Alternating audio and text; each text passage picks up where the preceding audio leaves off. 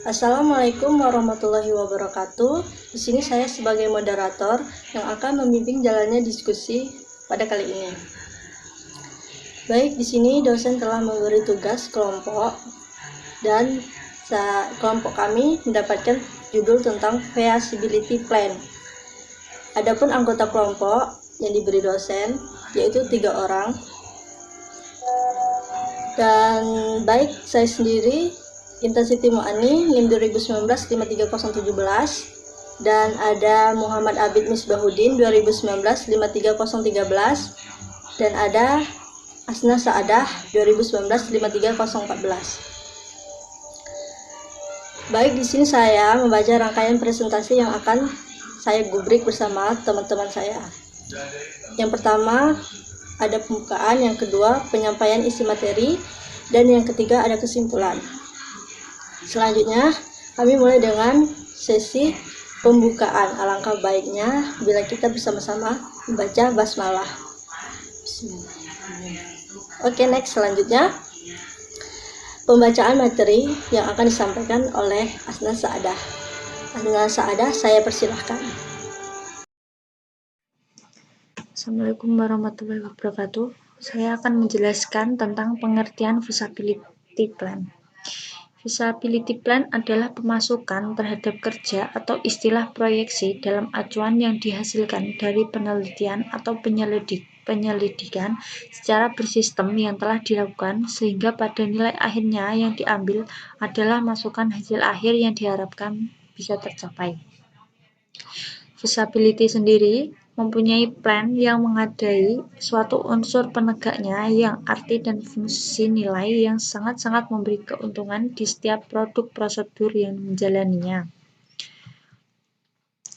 Dasar-dasar rencana kelayakan feasibility plan.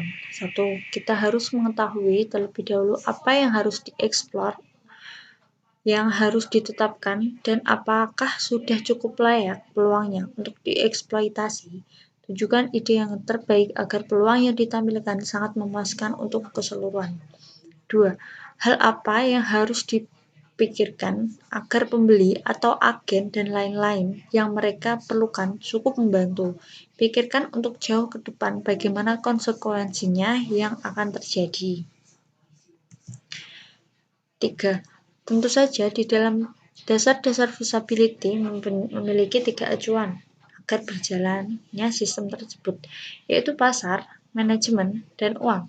Pasar biasanya mengacu pada siapa yang kita sasarkan untuk feasibility plan.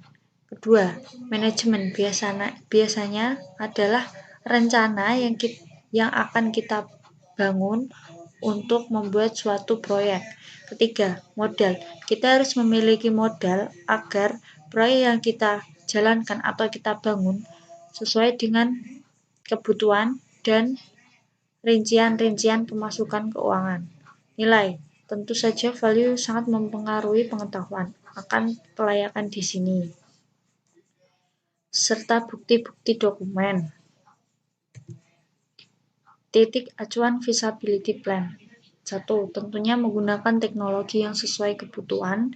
2. Dapat menerima permintaan dari pemberi atau pembeli order. 3. Masalah keuangan atau pembiaya, sebaiknya biaya lebih rendah dari perkiraan sebelumnya. 4. Bagian akhir hasil dipresentasikan pada pihak pengguna dan pembeli.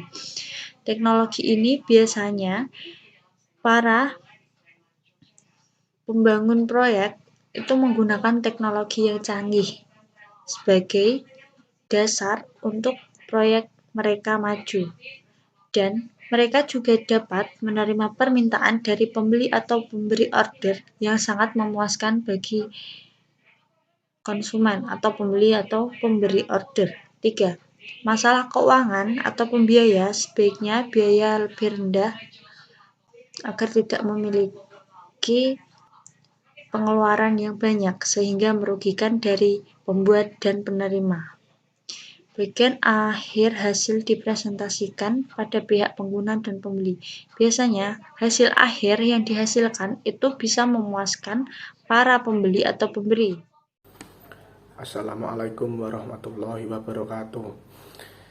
Perkenalkan, nama saya Muhammad Abid Musbahuddin dari Prodi Sistem Informasi Fakultas Teknik Universitas Muria Kudus. Saya akan melanjutkan presentasi Feasibility Plan atau rencana kelayakan pada perancangan ide usaha atau bisnis perpustakaan online. Perpustakaan online, batasan penelitian, jumlah aktivitas yang terencana pada program bisnis yang dibangun meliputi: yang pertama, pendaftaran, peminjaman, pengembalian, dan denda. Yang kedua, biaya maupun peralatan yang dibutuhkan sudah didaftarkan untuk peralatan perancangan TI. Yang ketiga, terdapat bagian IT yang bekerja pada program bisnis, sehingga biaya yang dikeluarkan yaitu buat dari gaji karyawan yang bekerja di bagian IT ini. Yang keempat, layanan internet menggunakan jaringan Wi-Fi yang terdaftar pada IndiHome maupun Telkom. Pengertian strategi pasar dan manajemen operasional menurut rencana kelayakan. Yang pertama, ada strategi pasar. Strategi pemasaran proyek yaitu pada perpustakaan SMK Negeri 1 Pati yang masih menggunakan teknik manual, sehingga siswa sulit untuk melakukan pendaftaran, peminjaman pada perpustakaan. Yang kedua, manajemen operasional adalah kegiatan mengatur atau memanajemen sesuatu yang meliputi perencanaan, organisasi, pengkaryawanan, koordinasi, pengarahan dan pengawasan pada pengoperasian proyek di sebuah perusahaan. Ada beberapa masalah yang harus dihadapi pada sebuah instansi atau perusahaan, yaitu pada penentuan posisi perusahaan, masalah desain, dan masalah operasional pada sebuah proyek. Baik, di sini saya akan melanjutkan presentasi dari teman saya sebelumnya. Dan di sini saya mendapat bagian akhir hasil dan pembahasan.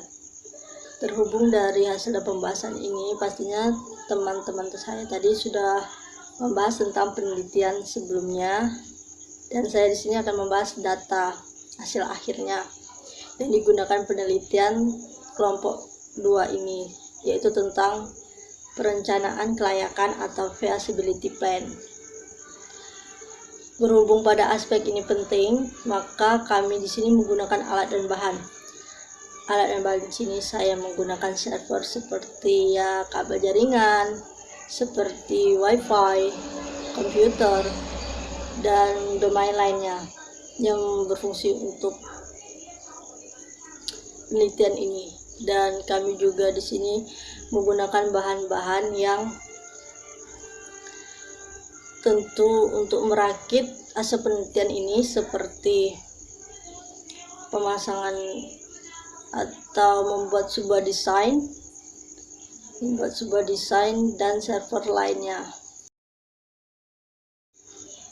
Baik, setelah alat dan bahan tadi, di sini saya juga akan membahas tentang potensi yang telah kami buat berdasarkan pencantuman, yaitu potensi di SMK Negeri 1 Pati ini memiliki data siswa sekitar 698 siswa yang datang setiap harinya, tapi itu yang 698 itu keseluruhannya, sedangkan yang tiap hari datang ada 165 siswa per hari. Oke, lanjut dengan strategi pemasaran. Di sini ada perubahan aktivitas yang mudah diminati para siswa untuk belajar membaca sehingga mudah untuk dilakukan, yaitu seperti teknologi atau gadget yang membantu untuk mempermudah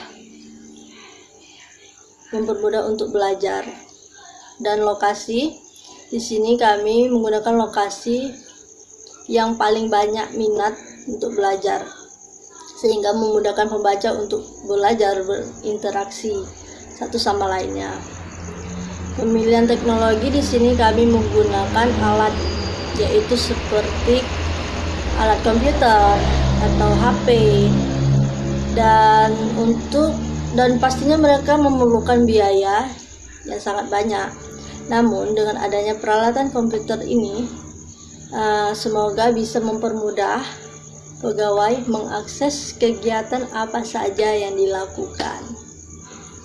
Terima kasih, itu saja yang dapat saya presentasikan.